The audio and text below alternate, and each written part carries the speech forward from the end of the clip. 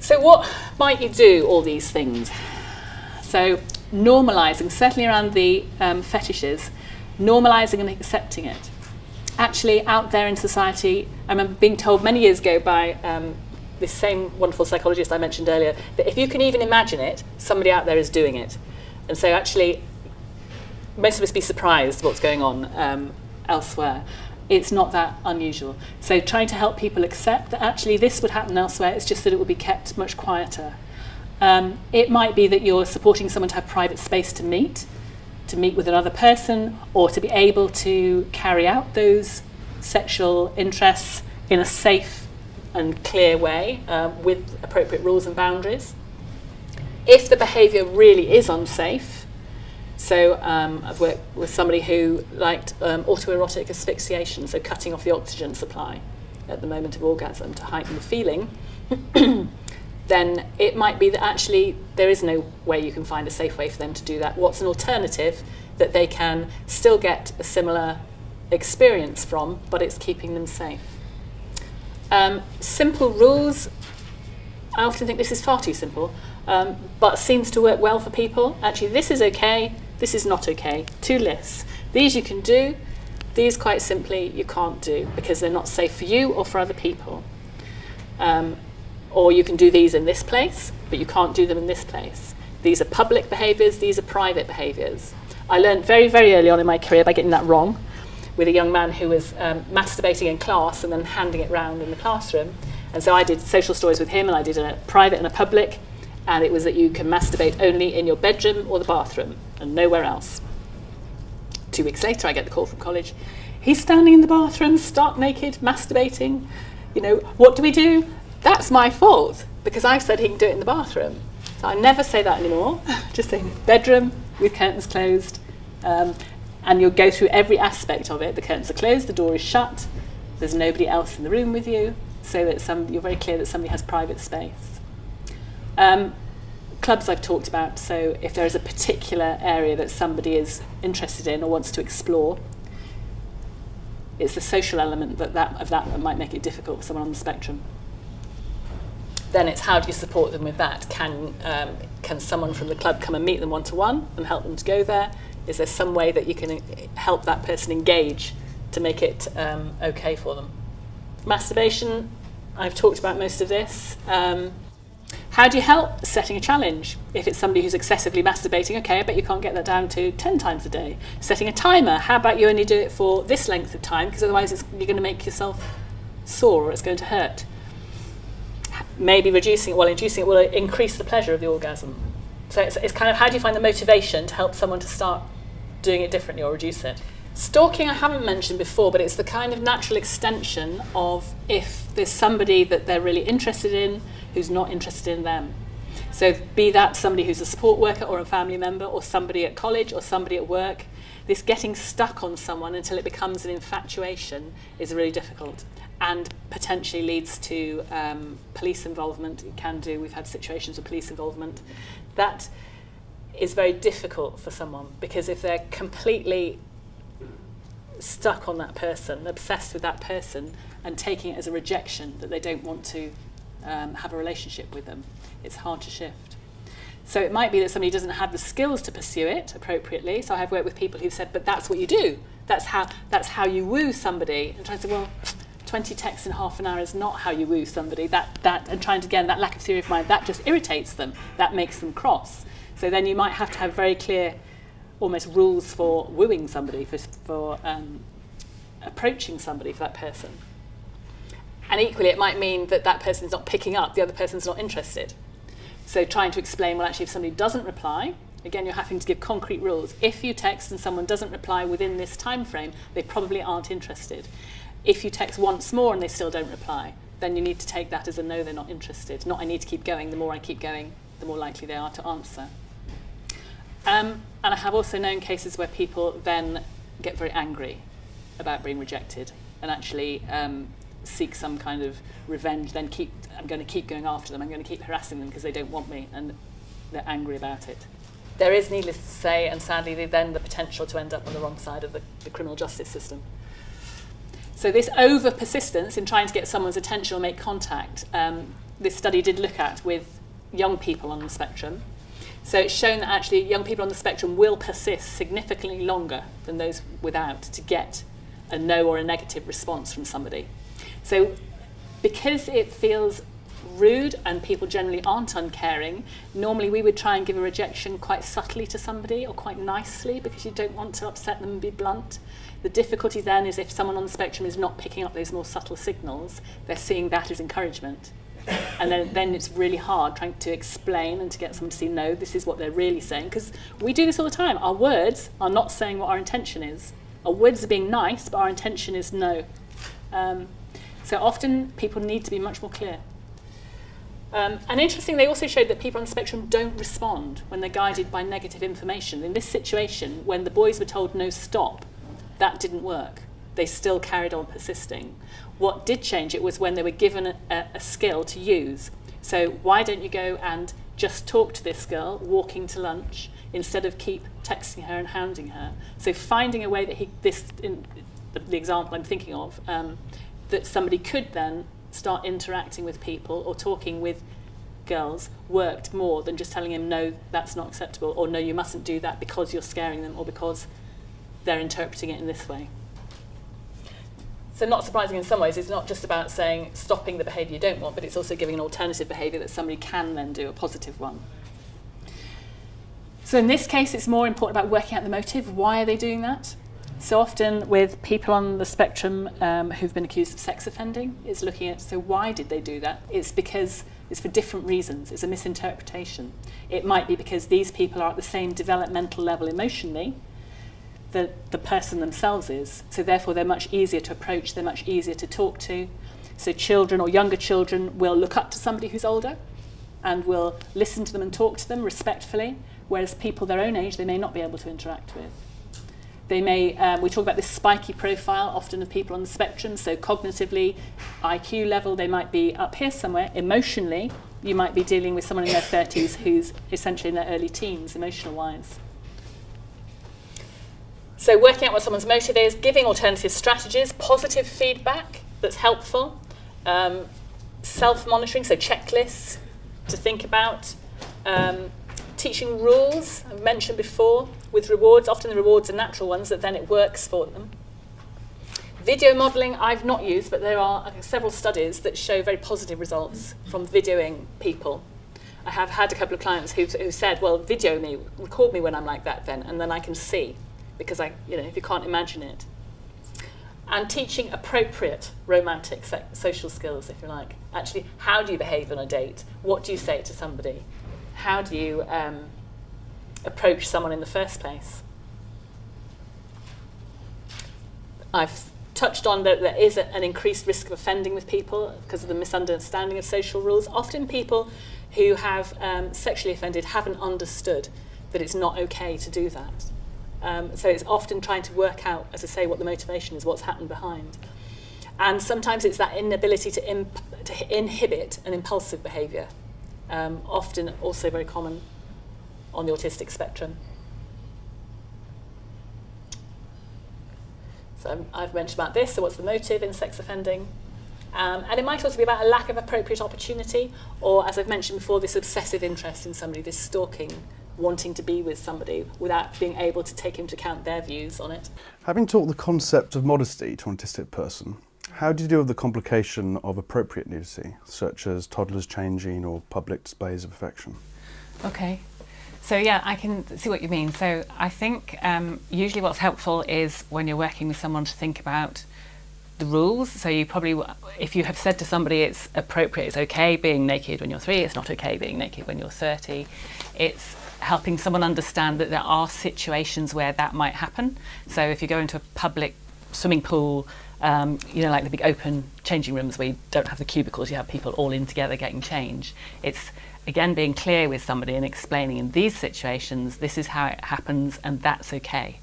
So I guess there's a danger sometimes of making rules that are too rigid for people, but then also needing to explain that there are exceptions to those rules where it's okay to do that. And it's not that that person is breaking the rules and needs to be told off and shouldn't do that. It's that this is a place where it's okay. Sometimes it might be, if it's like support staff going out, supporting somebody, it might be about reminding them before you go. that this is a place where that's all right, that's acceptable, it's not against the rules here. I think it's probably, again, I keep saying it's being very clear, it's making things very clear and concrete. As much as you possibly can, that clarity, isn't it? Because it's that nuance that's so tricky to convey, isn't it, in those situations? And there will always be a situation that you haven't anticipated, and it happens, and I didn't say that. It's hard, because...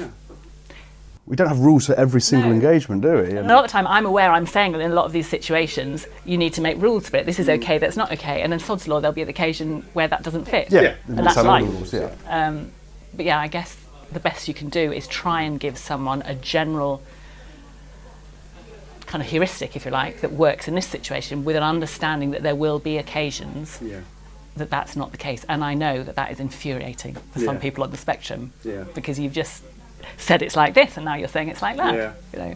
And is empathy a helpful thing in that one, as a support worker, when you're trying to deal with a client who's having that frustration? I understand that that's tricky. I'm afraid that's just the way it is, and we don't all understand those rules and get it all exactly and if you think right. about it, for us a lot of the time, you're in a situation, you think, I got it wrong. I thought it was going to be like this and it was like that, or I forgot this was going to happen, or something. So it is trying to help somebody understand that life doesn't work to black and white much tramlines, as much as it would be easier if it did.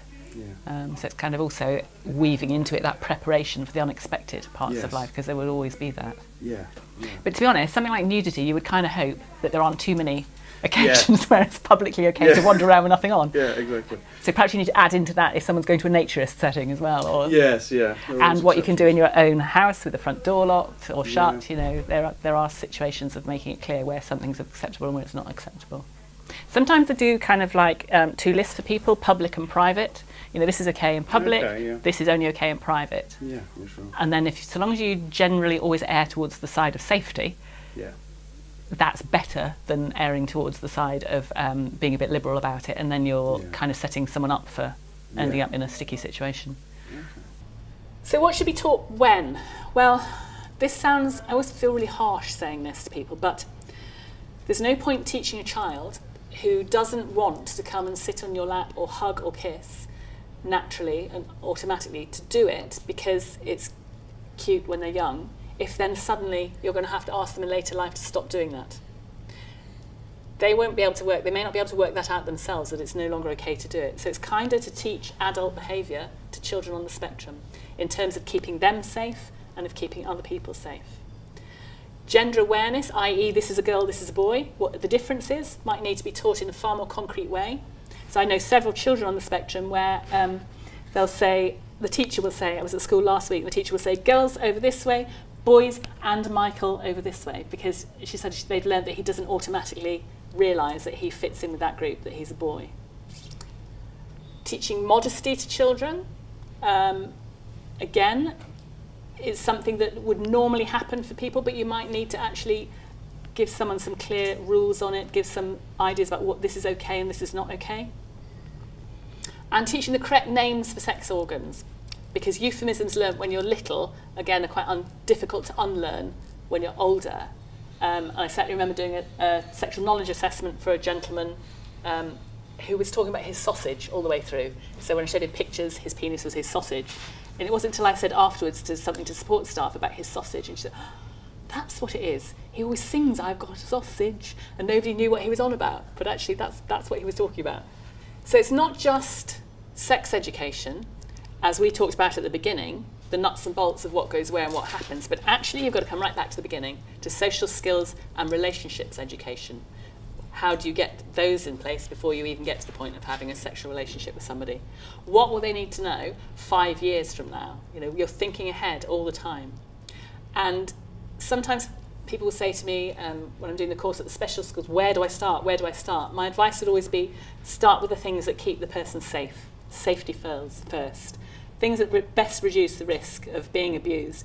And usually it's asking, teaching people to ask and saying it's okay to ask. So is it okay for me to do this? Do you want to do this? Can I kiss you? Always asking first rather than making assumptions. All sexual behaviour has a social component. So even masturbation, if you're doing it and you get a certain response, if you're doing it in an inappropriate place, there'll be a certain response that happens to that also it's worth checking that that's not motivating what's going on for the person. The other assumption we often make is that we're providing information that's relevant to the person's developmental and emotional age, not necessarily their chronological age. So the kind of information, it's interesting, I looked a while back at the kind of information that was out in books, trying to find something that would be kind of at the right level, if you like, for some of the people I work with. And it's very hard because the stuff that is put out for children tends to talk in children's language, which is too childish for adults, but actually some of the stuff that's put out for adults is too complex. And trying to find something that is very visual, with enough drawings, enough pictures, gives clear, concrete information, but is not written for children, is quite difficult.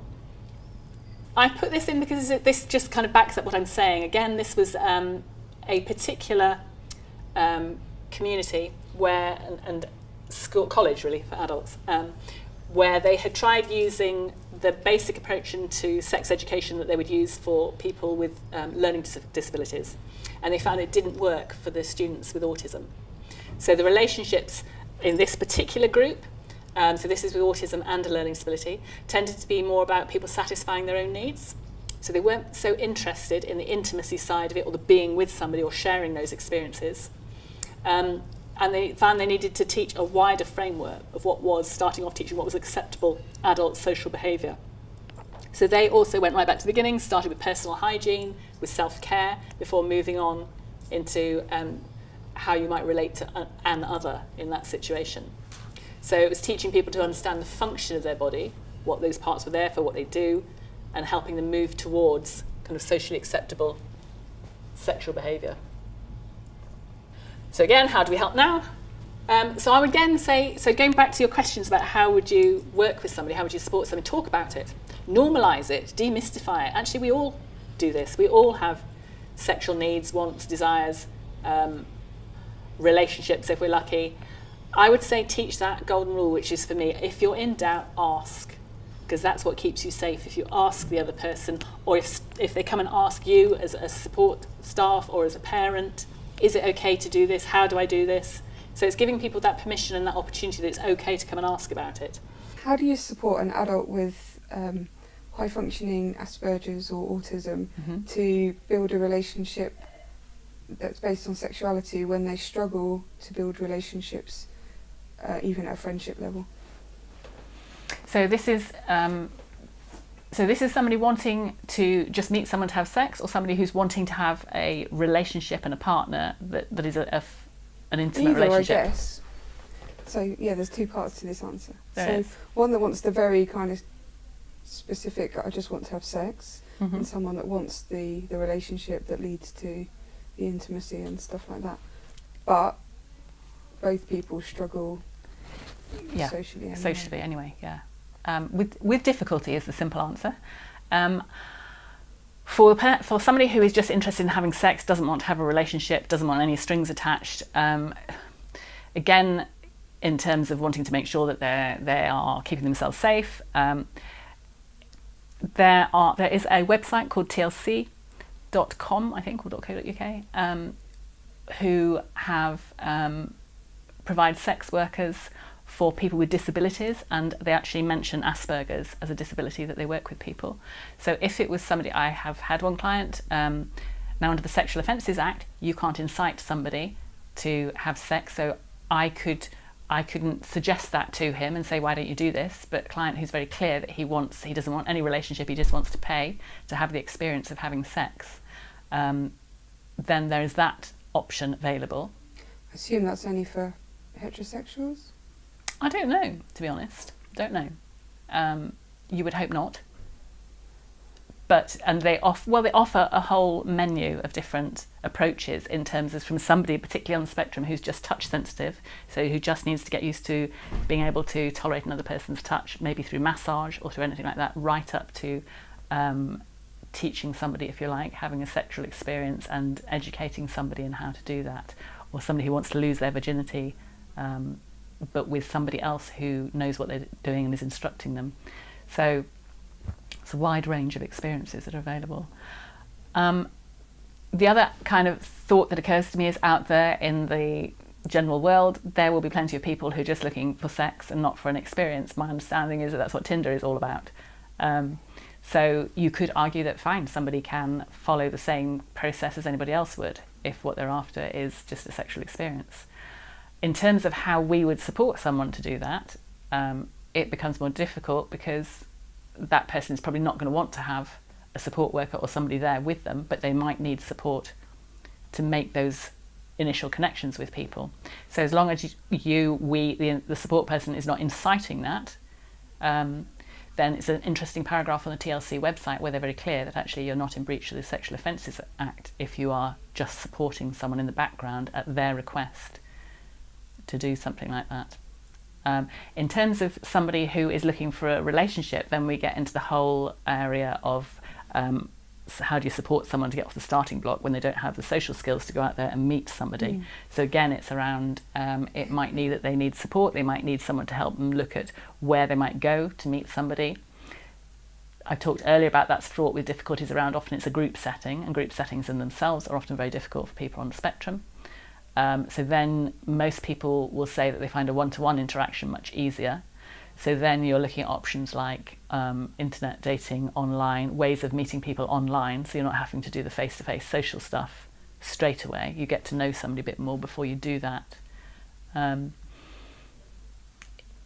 Things like speed dating, because the very nature of them are often quite difficult. You might be having one-to-one conversations, but the speed of it and the processing of it is often an issue for people on the spectrum.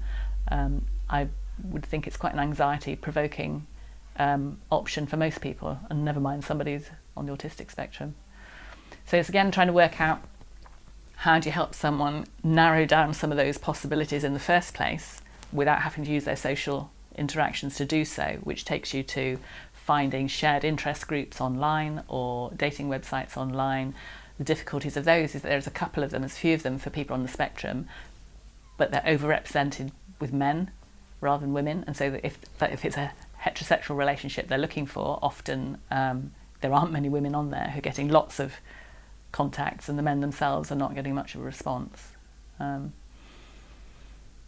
If it's a generic, broad, open to everybody internet dating site, then it's around support staff often trying to help that person understand the pitfalls and the dangers, if you like, of online dating, and also sometimes helping someone put together a profile. So one of the things we've done is look at how support staff can help someone to write the profile, to go on a dating site, maybe give them advice about how they respond to any messages they get back, what might be a good thing to say, what might not be a good thing to say, and think about how they might then progress that. That's important, isn't it? Because you're facilitating them to access these Yeah. activities or hobbies or interests or sexual Yeah. desires, but you're making sure that you are not the focal point of that. Yeah. That you are merely a conduit, and you're going to help them, support them to. Absolutely, and because of things like the Sexual Offences Act, you're making sure that you're not suggesting that it's not you think this would be really good, why don't you go and do this? That it's so it has Them to come leading from it. them. Yeah. They're leading, they're saying this is what I want to do. Yeah. The whole Sexual Offences Act comes into effect then, and you need to check and be very clear that you're not in breach of that you are not stepping over the mark, but it's supporting them to do what they want to do.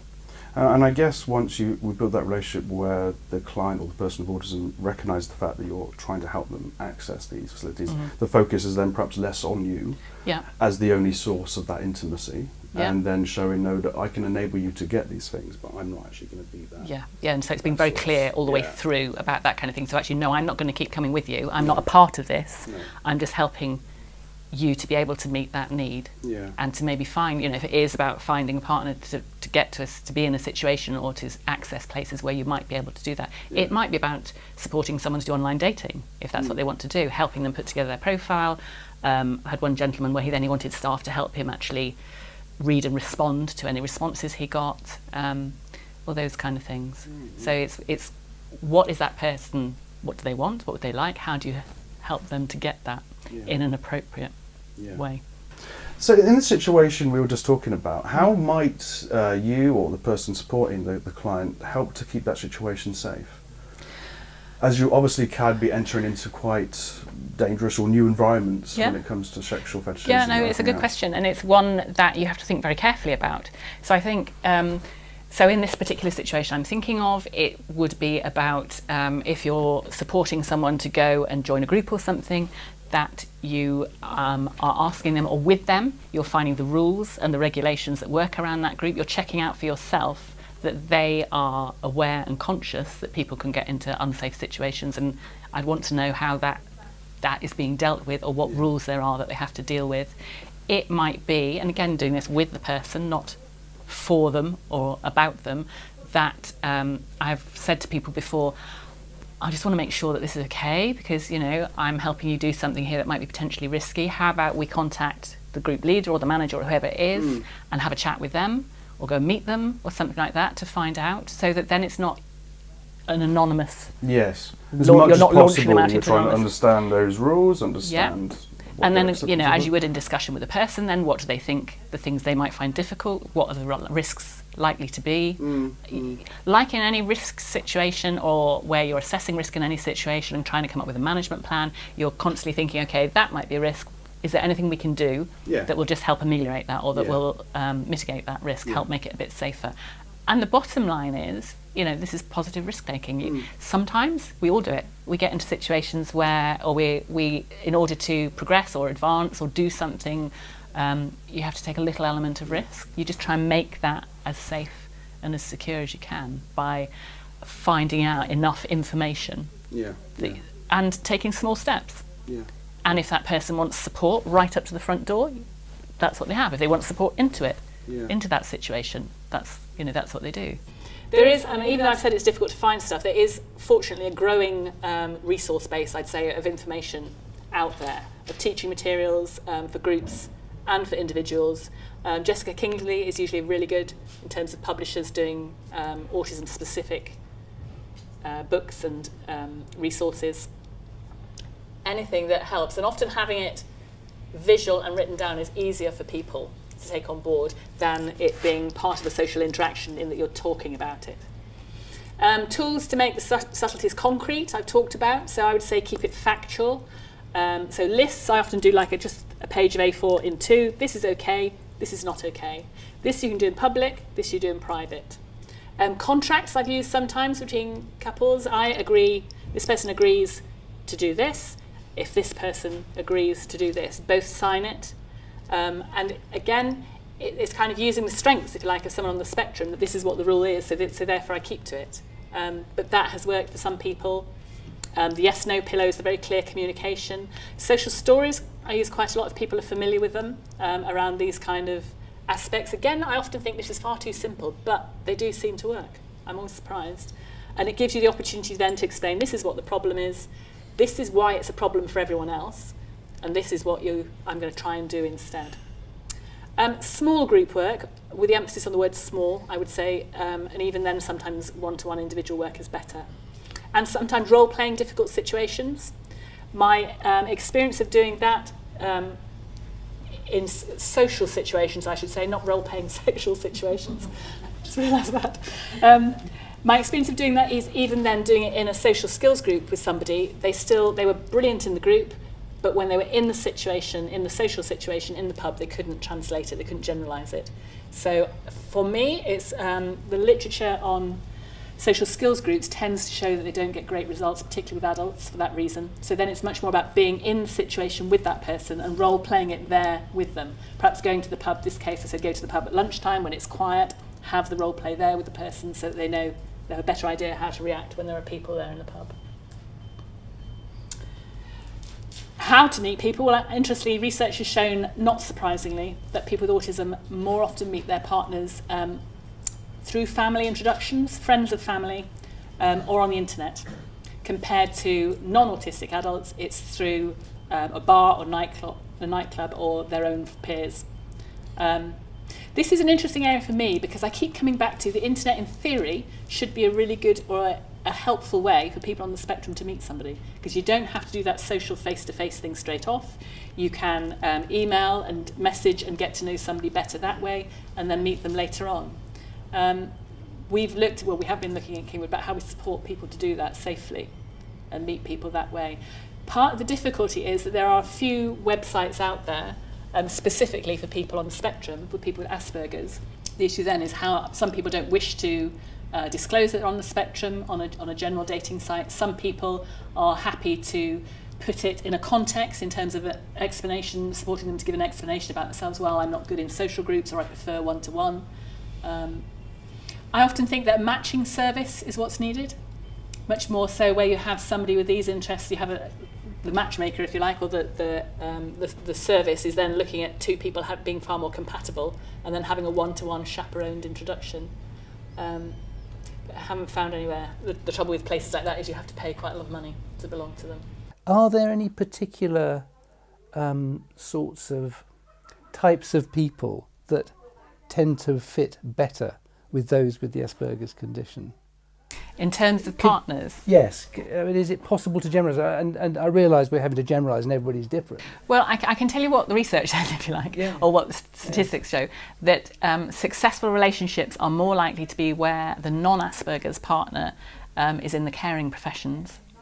So somebody who is therefore, the assumption would be, used to changing or moderating their own behaviour to fit in with the other person's, if you like.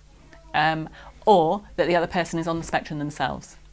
So the other kind of more successful relationship are where both people are on the spectrum, therefore, and in similar ways on the spectrum, therefore have an understanding of what their partner can and can't tolerate.